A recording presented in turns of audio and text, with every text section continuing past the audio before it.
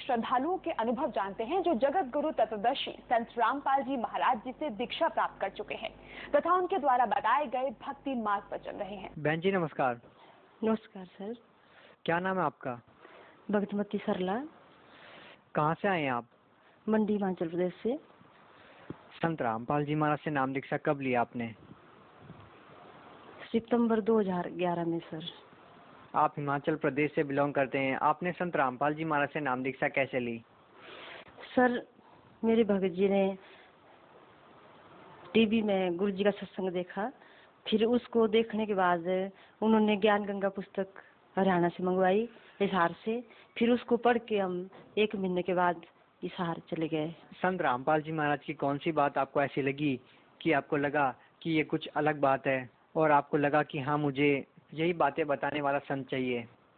हाँ जी, उनकी मर्यादाएं, शास्त्रों के अनुसार ज्ञान, ये सब देख के उनकी मर्यादाएं, नियम, उनको देख के और शास्त्र के अनुसार उन्होंने जो ज्ञान बताया उसके आधार पर हमें लगा कि नहीं वही परमात्मा है जिनकी हमें तलाश थी। इस हिंदुस्तान में हजारों धर्मगुरु हैं, कि आपको नहीं लगता कि और भी बहुत सारे धर्मगुरु हैं जो शास्त्रों के अनुसार भक्ति बताते हैं? नहीं जी, बिल्कुल लगता, क्योंकि हमने पहले भी नाम दीक्षा ली हुई थी परमहंस संत से, तो वहाँ हमें कुछ नहीं ऐसा मिला जो हमें सुख नहीं था। हम दुखी थे, हमें देवी देवता की भक्ति भी करते थे, किसी से हमें कोई सुख नहीं मिला जी, ना आर्थिक ना मानसिक। संत रामपाल जी महाराज से नाम दीक्षा लेने के बाद आपको क्या लाभ हुआ? बहुत लाभ मिले सर, बहुत लाभ, जिनकी हमें गिनती नहीं कर सकते। ठीक है ना सर, इतने लाभ मिले कि उस दिन से हम इतने सुखी हैं। जो हम पहले बाद में सोचते हैं वो पहले हुआ पाया जाता है। संत रामपाल जी महाराज से नाम दीक्षा क्यों लेनी चाहिए? क्योंकि सर वो जो है मोक्ष का रास्ता है, शास्त्र के अनुसार भक्ति है, उसमें हमें उस रास्ते से, उस भक्ति से हमें सतलोक जाना है और यहाँ भी हमें सुख सुविधाएं मिलती है। जब से हम वहाँ जुड़े हैं तो परमात्मा ने हमें, मेरे को बहुत बड़ी बीमारी थी, जैसे पेट में दर्द होती थी, बहुत ज़्यादा दर्द होती सर, पहले भी होती थी, परंतु जब आश्रम में गए तो उससे थोड़ा राहत हो गई थी। परंतु उसके बाद जब 2 साल पहले की बात है कि मेरे पेट में बहुत ज़्यादा दर्द हो गई सर। जब मैं बहुत बीमार हो गई, मेरे पेट में इतनी दर्द हो गई सर, इतनी दर्द हो गई, ऐसा नहीं है कि मैं मरने वाली थी सर, मर चुकी हूँ।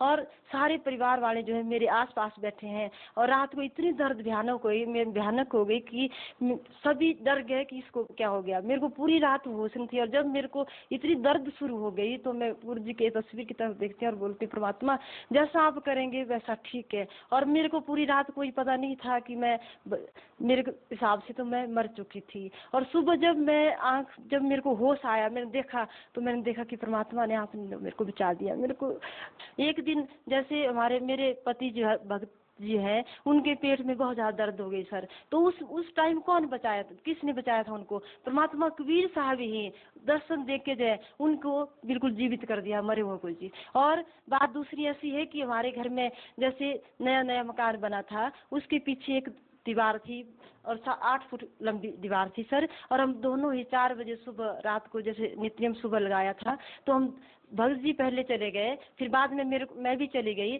तो जब वो पीछे खोद रहे थे, दीवार के नीचे झुके हुए थे, तो मैंने टॉर्च पकड़ी हुई थी सर, और उस पूरी दीवार 7-8 फुट जो है भगत जी के सिर पे आ गई सर, और उनको कुछ नहीं हुआ। जो दीवार पक्की थी उनके सिर पे आ गई और मैं घबरा गई और मैंने बोला देखो ये क्या हो गया, परंतु और परमात्मा के नित्य नियम लगा हुआ था और वो दीवार ऐसी जैसे फूल की तरह, वो उनको कुछ नहीं हुआ, एक जख्म तक नहीं आया सर। और मेरे चारों तरफ से टांगों के आसपास पत्थर गिर गए। और भगत जी को मैंने ऐसे इशारा किया जैसे मान लो उन्होंने गुरु जी ने जो है उनको पकड़ के पीछे कर दिया है, और दीवार फिर उसके बाद सारी ही जब वो पीछे हटे तो नीचे गिर गई सर। और मेरी टांगे बिल्कुल सुरक्षित, उन्होंने सोचा कि इसकी टांगे बस टूट चुकी है, परंतु मेरी टांगे बिल्कुल भी खरोच तक नहीं आई सर। और वो परमात्मा का ही चमत्कार है जो मरे हुए को जिंदा करते हैं। उस दिन हमारी निश्चित मौत थी सर, निश्चित मौत थी, और हमने निश्चित मौत हमने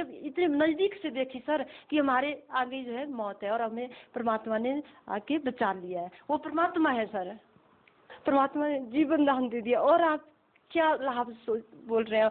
सतलोक का रास्ता परमात्मा बताते हैं, मरे हुए को जिंदा करते हैं, और ऐसे वो परमात्मा नहीं और क्या है। संत रामपाल जी महाराज जी के भेष में कबीर साहिब ही परमात्मा के रूप में यहाँ आए हैं।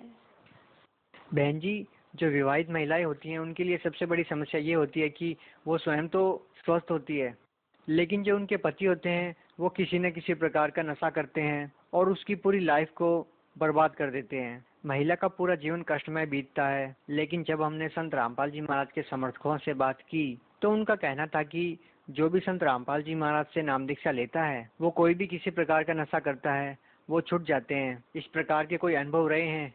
क्या आपके पति भी कोई इस प्रकार का नशा करते थे और संत रामपाल जी महाराज से नाम दीक्षा लेने के बाद उन्होंने नशा छोड़ दिया हो?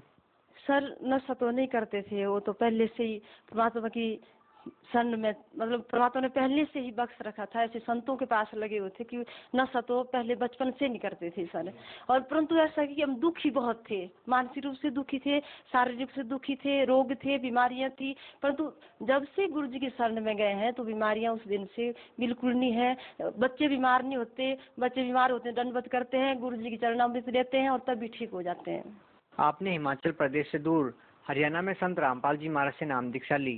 क्या हिमाचल प्रदेश में साधु संतों की कमी थी जो आपने संत रामपाल जी महाराज से नाम दीक्षा ली? सर साधु संत तो बहुत फिरते हैं, बहुत संत साधु संत है, परंतु साधु संत का मतलब ऐसा नहीं है कि वो परमात्मा जैसी ऐसी भक्ति नहीं दे रहे हैं। शास्त्र के अनुसार हमें वो ज्ञान नहीं दे रहे हैं, हमें कोई ज्ञान नहीं हो रहा है, तो वो ऐसे ही बकवास करते हैं। तो उसके उनके कहने पे हमें कुछ नहीं मिल रहा है, सुख नहीं मिल रहा है, कोई शांति नहीं है, कोई धार्मिक हमारी कोई जो ज्ञान है, जो सतलोक का रास्ता वो नहीं हमें मिल रहा है, तो ज्ञान हमारे पास नहीं है, हमारे पास हमें सुख नहीं है, तो हमें उन साधुओं से क्या लेना है। ऐसा भी सुनने में आता है कि संत रामपाल जी महाराज के आश्रम में महिलाओं के बाथरूम के अंदर कैमरे लगे थे, महिलाओं को दूध से नहलाया जाता था, और भी बहुत सारी ऐसी बातें सुनने को मिलती है। आप संत रामपाल जी महाराज से जुड़े हुए हैं, आपने संत रामपाल जी महाराज को बहुत ही नजदीकी से देखा है, जाना है। आप इन आरोपों के बारे में क्या कहना चाहेंगे? परमात्मा ऐसी बात नहीं है सर, आपने जो सुना है वो बहुत गलत है, क्योंकि हम आश्रम में रहते थे सर, वहाँ ऐसा कुछ नहीं था। जो आपने मेरे से क्वेश्चन पूछा उससे मैं बहुत दुखी हूँ, इसलिए दुखी हो रही हूँ, क्योंकि ऐसा कुछ नहीं था। जो गुरु जी के आगे जो गुरु जी को आरोप लगाए, जो ऐसे कि ऐसा था, ऐसे कैमरे थे, ऐसा कुछ नहीं था सर। वो बिल्कुल झूठ बोल रहे हैं, मीडिया वाला जो भी बता रहे हैं वो बिल्कुल झूठ है, ऐसा कुछ नहीं है। वो तो परमात्मा है, वहाँ सब कुछ फ्री मिलता था, वहाँ कोई कैमरे नहीं लगे थे सर। हम तो जाते थे, महीने में 2 बार भी जाते थे, 3 बार भी परमात्मा कृपा करते थे। ऐसा नहीं है, ऐसा नहीं है। क्या आपके साथ आपके पति, आपके बच्चे भी जाते थे? हाँ सर, हमारा पूरा परिवार जाता था, पूरा परिवार जाता था, ऐसा नहीं था। परंतु जो ज्ञान को फैला रहे हैं, एक दिन मेरे को हमें पूरा विश्वास है अपने परमात्मा पे कि वो सही करेंगे, एक दिन सही करेंगे और सच जो है सामने आएगा सर। ये झूठ है, बिल्कुल झूठ है। इसमें जो गलत बोल रहा है वो पछताएंगे सर। आप लोग लगातार जंतर मंतर पर बैठे हैं, लगभग 3 साल हो गए हैं, संत रामपाल जी महाराज को रिहा करो की मांग कर रहे हैं, लेकिन सरकार द्वारा आपकी मांगों को अनदेखा किया जा रहा है, दरकिनार किया जा रहा है। आप क्या कहना चाहेंगी? सरकार को चाहिए कि वो जो गुरु जी के ऊपर इतने झूठे केस लगाए हैं उनको वापिस ले, सीबीआई जांच कर हमारे गुरु जी को जल्दी बाहर करें। आपके हिमाचल प्रदेश से भी बहुत से ऐसे व्यक्ति हैं जो संत रामपाल जी महाराज के आश्रम में मौजूद थे और उनके ऊपर भी दहेजद्रोह जैसे आरोप लगे और उनको भी जेल में डाला गया। क्या कहना चाहेंगे आप उन लोगों के बारे में? क्या उन्होंने ऐसा कोई कार्य किया जिनके लिए उनको जेल में डाला जाना चाहिए? नहीं सर, कुछ नहीं किया था। वो तो आश्रम में बैठे थे, जब अपने आंगन में अपने घर में बैठा है कोई, तो कोई दूसरा आके अगर कोई हंगामा कर दे, कोई गोली बारूद कर दे, तो गलती घर में बैठे की नहीं है। घर में तो बैठा है आदमी, तो सब बैठते हैं अपने घर में। तो अगर कोई आगे से आ रहा है और अपने हमला कर रहा है और हम हाथ जोड़ के खड़े हैं, तो गलती किसकी है? प्रशासन की गलती है। परंतु फिर भी प्रशासन को क्या कर रहा है, प्रशासन जो है अपनी गलती को नहीं मान के हम लोगों के जो ईमानदार लोग हैं, जो परमात्मा ने बताया कि अगर आपको कोई मारता है तो आपने हाथ जोड़ के उसके आगे नतमस्तक होना है, आपने हाथ नहीं उठाना है। हम गाली तक नहीं दे सकते सर, हमारी इतनी मर्यादा है, परमात्मा ने बताई हमें। तो परमात्मा ने यहाँ सतलोक की तरह हमें बहुत सुख दिया है, परंतु उन्होंने ऐसा हमारे ऊपर अत्याचार किए सर, वो बहुत गलत है, बहुत ही गलत है सर। लाखों की तादाद में अभी भी श्रद्धालु संत रामपाल जी महाराज से जुड़ रहे हैं, लेकिन कहीं ना कहीं मीडिया की खबरों का असर लोगों के जहन में है कि कुछ ना कुछ तो सच है ही। अगर 100% नहीं है तो 10-20% तो है ही। तो आप लोग उन लोगों को कैसे समझाएंगे? मैं उन लोगों को, हम जैसे गांव-गांव में सर, शहर-शहर में, हर डिस्ट्रिक्ट में, हर जिले में प्रचार कर रहे हैं कि ज्ञान गंगा का प्रचार है। उस ज्ञान गंगा को पढ़ो और सच्चाई जानो। सच्चाई एक दिन सामने आएगी। सारा मीडिया झूठ बोल रहा है, कोई भी एक भी बात गलत, एक ही बात जो सही नहीं है, सब झूठ पे झूठ बोला जा रहा है। आखिर आप लोगों का क्या स्वार्थ है कि आप लोगों को समझाते हैं, शहर शहर जाकर आप प्रचार करते हैं, ज्ञान गंगा की पुस्तक बांटते हैं, आपको क्या मिलता है? क्या आपका स्वार्थ है? आप मीडिया के सामने भी इंटरव्यू दे रहे हैं, शहर शहर जाके किताबें बांट रहे हैं, यहाँ तक कि आप लोगों के विरोध का भी सामना करते हैं। तो आप लोग इतना संघर्ष कर रहे हैं, आप लोगों का क्या स्वार्थ है इसमें?